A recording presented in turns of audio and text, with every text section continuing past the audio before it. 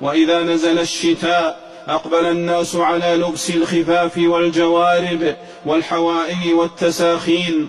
والمسح على الخفين عند الوضوء جائز لا ينكره إلا مبتدع مخالف لجماعة المسلمين أهل الفقه والأثر.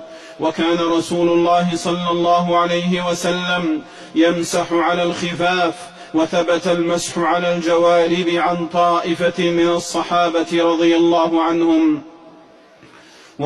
وإباحة المسح على الخفين رفق وترفيه ويسر وسعة في الشريعة، لأن الحاجة داعية إلى لبسه والمشقة لاحقة في نزعه.